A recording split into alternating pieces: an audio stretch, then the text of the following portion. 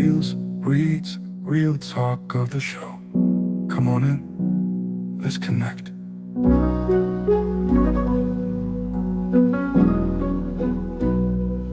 Let's talk about the series.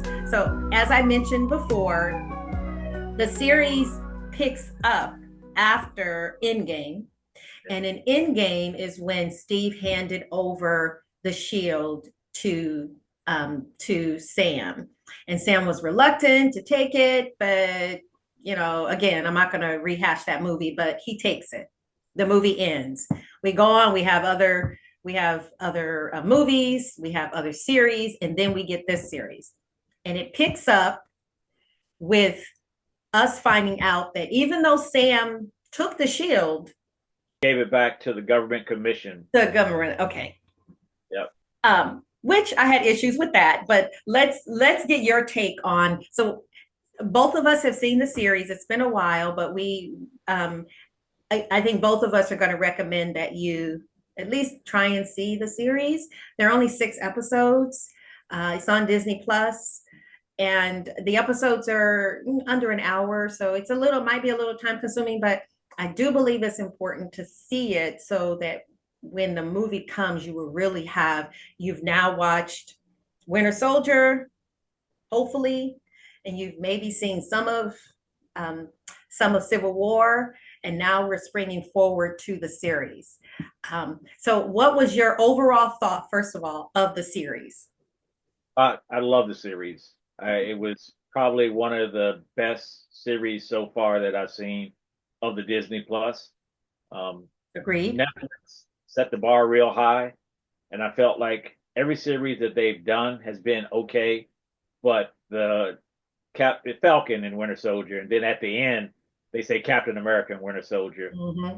It's Which was really cool. I'm sorry, but that was cool to me. It was one of my favorites. And the reason why it was my favorite was because it really built on the whole buddy movies where you've got two individuals, the odd couple, that don't really see eye to eye, but they still respect enough to the point where they slowly become best friends and brothers. Mm-hmm. I love the evolution of the characters, the introduction of some of the characters that had really not seen the light of day in a while were brought into play. One being Isaiah Bradley. Mm. Yeah, he's a powerful character in the comics, and it introduces something that is a shame on our own American, government, where Isaiah Bradley is a part of a group of individuals who are black men that they test the super soldier serum on to see if it could work before they gave it to a white guy. Mm-hmm. Anybody getting the whole Tuskegee feel? Anybody getting that feel in that But conversation? what? That was, and you're getting that feel because that was what the whole story was based on. Mm. We're bringing to light the Tuskegee Institute, where individuals were given syphilis so they could run tests on them. So, Well, the men had syphilis. They went there to get medicine, and they did not treat them. That's okay. kind of how they did not treat them. And so, because it was the experiment of how it would affect them, how it would affect their body. So they didn't actually give it to them, but they didn't heal them. So it's the same kind of idea of testing your cures and your medicine out on those who you do not consider to be human. Yeah. And But yeah, that's how they introduced Isaiah Bradley. So he was the Black Captain America, the Black Captain America. Mm. Well written story. Its story was called Truth, Red, White, and Black. Came out January 2003. So if you want to learn more about him, what little bit they give you in Captain America and the Winter Soldier doesn't even scratch the surface if you read the book. Mm. He even has a son that's taken away from him, but I don't want to get into that as well. Wow. So you talk about Isaiah Bradley. One of the things I took away from the series, which I didn't go in there, honestly, I didn't know what to expect. I liked the character of Sam Wilson. I liked Bucky Barnes. but it was a question of what they're going to do with it. It was blackety black black. It was they touched on topics that are so prevalent in the Black community, and I don't think that people were ready for it, if you ask me, because they talked about his sister getting a loan, and just them looking at her, and we know in the Black community, unfortunately, the idea of, of being profiled, because people think of profiling as just driving a car, but no, you profiled in so many other ways. And so, but when she went in to get that loan and they did the whole thing, if I'm not mistaken, she was trying to get a loan to get a boat. Yeah. And so you see that, and you also see profiling, them profiling Sam. And there is one point, I believe, where he's fighting with someone, maybe Bucky, maybe not, I don't know, but he's Black and they're not, and the police come after him. And so it's not subtle. No. Which I was surprised. That's a big part of the movie. I mean, the bigger part, of course, because there's always a big overarching, is the big villain. It's honestly not really a villain. It wasn't a villain like, like we had where someone takes away 50% of the population. It was more of what happens when people have been mistreated, who have been devalued and not seen as humans, have an opportunity to have, well, because the whole reason that Thanos snapped his finger was the idea of there are too many people, not just on this planet, but throughout the galaxies. And if you get rid of half, then those that are still remaining can actually thrive. And that was exactly what happened. People were thriving, and then all these people came back and basically like, you're in my house, get out. So now all these people who had a moment to live can no longer live. And so out of that, and I don't know the name of the group that they formed to go after those who they felt had treated them as if they didn't matter. There were so many different elements of the series that I thought were really important and so realistic. Oh yeah. And the funny thing about it was the entire series, it's sort of where we are today, where you've got these individuals who come back and they're homeless and they're refugees and they have nowhere to go. And because they're considered dead, no one would accept them. And when they finally were able to find power, they used that to try to take what they needed. And they weren't, like you said, they weren't really villains. They were just individuals trying to do the best with the situation that they had, looking out for one another. And it was also kind of funny that the real villain was Captain America's girlfriend the entire time. Well, I'm still not calling her his girlfriend. He had a kiss. He shared a kiss with her. Yeah. Okay, I'm not giving her that title because I feel like she didn't earn that. I mean, yeah, he liked her, yada yada yada. Yeah, she'll always get that title for me because she will not get that title for me. Yeah, growing up, Sharon is his girlfriend in the comics. So, okay, well, in the movies, I think they had one kiss, but his heart was always with Carter. Peggy Carter was always with her. Okay, so back to the series. You mentioned, you talked about that.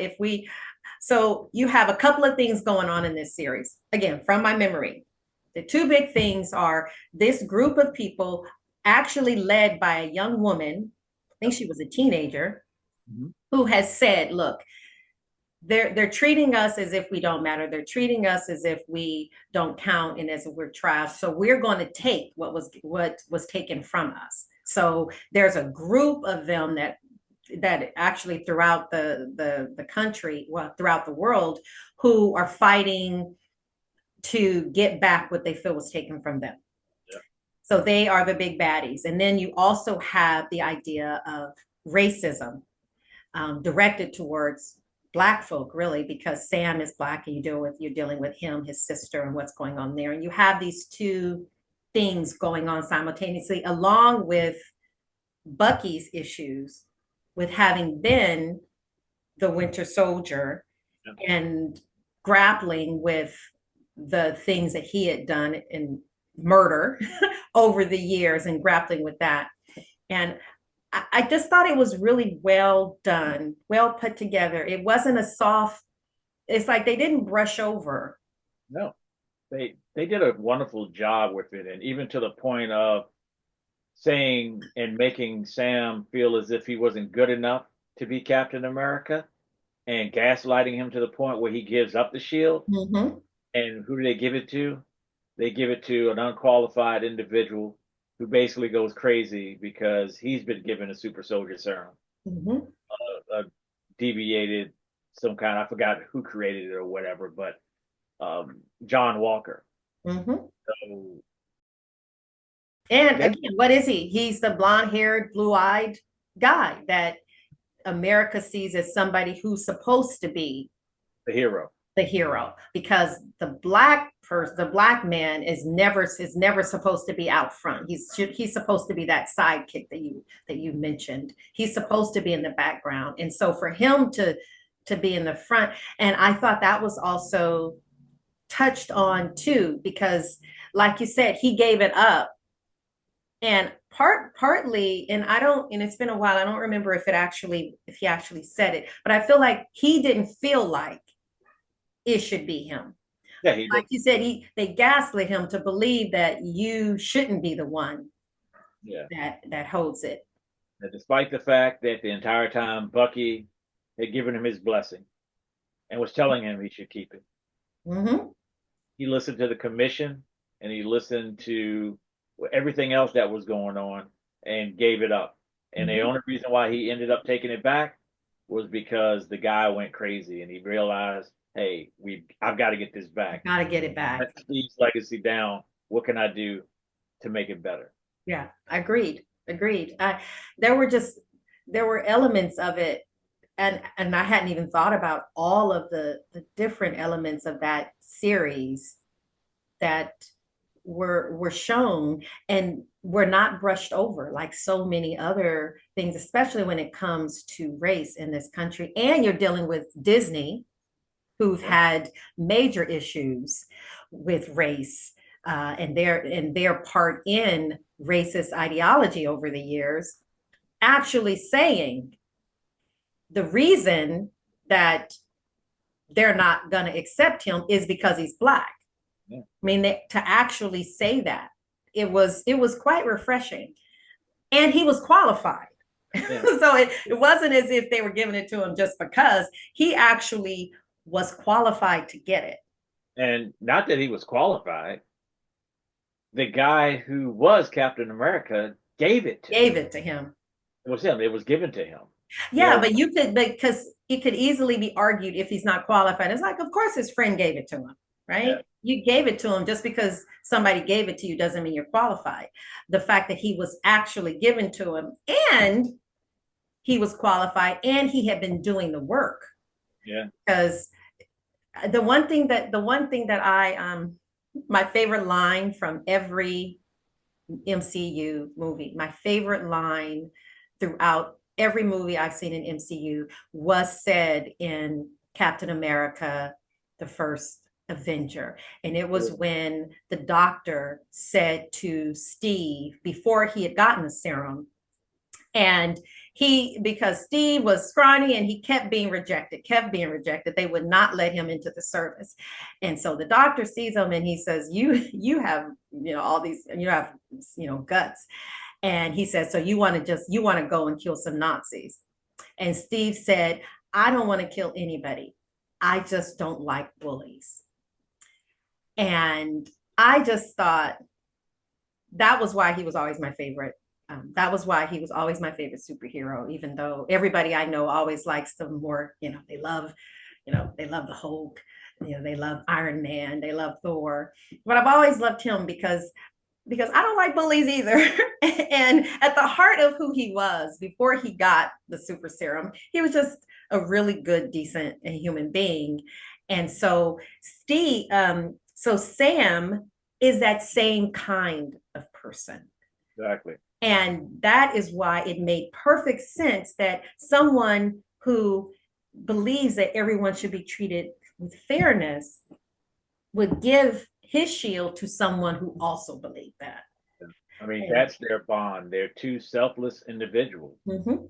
who want to make things better. And that's been part of the mythology of Captain America and Falcon since they were created. They're individuals that want to make things better, no matter what cost it is to them. Mm-hmm. They want to make things better. And what better could you ask for from a superhero? Right. Someone who doesn't want to kill anybody. They don't want to go through and be part of the limelight. They're just individuals that want to make it better for the next man, Right. no matter what the sacrifice is. And that's Yeah. the epitome of their souls and the characters that they are, you know. Mm-hmm. And it sort of goes back to the reason why he was chosen, and you kind of hit on it. Mm-hmm. You know, he didn't like bullies. He's not a killer. Where John Walker was trained to be a killer. Mm. If you look back and you remember from not Civil War, from the Winter Soldier, Sam was a social worker working with individuals who were in the army going through PTSD. Mm-hmm. And he recognized that in Steve, that he was going through a few things because he ran out of time. That's what makes them who they are. Mm-hmm. They want to help people. Their job in their eyes, they want to do what's best for someone else, not for themselves. Mm-hmm. That's what makes them Captain America. That's what Absolutely. makes them Absolutely. Completely agreed. All right. So we are out of time here. What would be your final thoughts on the preparing for this new movie? like I said, if you have the time and you really want to understand what you're getting into, you've got to watch Winter Soldier, Incredible Hulk, knocking in Winter Soldier, The Eternals. If you want to do a little more deeper research, I would say pick up Truth Red, White, and Black. That's going to be an important. And they read up on when Captain America gave the shield to Falcon in the comics, because those are some great stories. The ones that they produce now, stay away from them. You don't want to read them because they're straight garbage. But really want to understand what's going on. The 2014, I think it ran for like maybe 4 years before they brought Cap back. Those are some great stories. And to me, even though I don't like the fact that he's Captain America, they did a great job in writing him as Captain America to the point where you were introduced to a lot of stuff that is going to be part of the movie, as well as set you up for the next phase of the MCU. I definitely agree that you need to see Winter Soldier. If you have an opportunity to see Civil War, definitely want to see that. And of everything, I think the most important thing to do is to see the series, because it really is the prelude. If the movie was a book, this would be the prelude to that book. And I think that even if you don't have time to do anything else, going in there without seeing the series, you're doing yourself a disservice. Yeah. And to be honest with you, if you really had to cut corners, watch the first episode and the last episode Of the series? The series. I think watching those two will prep you for what you're going to see. To go into this movie without seeing it. Again, not knowing everything that's going to happen in it, but I do know that you need to at least know why he has the shield. Yeah. Or you can just watch this interview from beginning to end. There you go. And then you don't have to do anything. Because I feel like Angelo has given you so much information that you really don't need to watch anything. Just watch this on repeat, share it with all of your friends, and you'll be good. I am looking forward to us having this conversation after we see the movie, which is due out on the 14th, I believe, February 14th. Thank you, everybody, for coming in here and hanging in. Please, again, remember, like and subscribe, and I will be, Angelo and I will be having a conversation, hopefully fun and funny and in-depth about the upcoming movie, which we're both excited about. And maybe I can convince Angelo to come on here and talk to me about talk with me about some other movies that we both have seen and have thoughts on, good and bad. With that being said, thank you, everybody, for tuning in. And thank you, Angelo, for joining me. Thanks for having me. And I will see you all again. Have a wonderful day. Great one.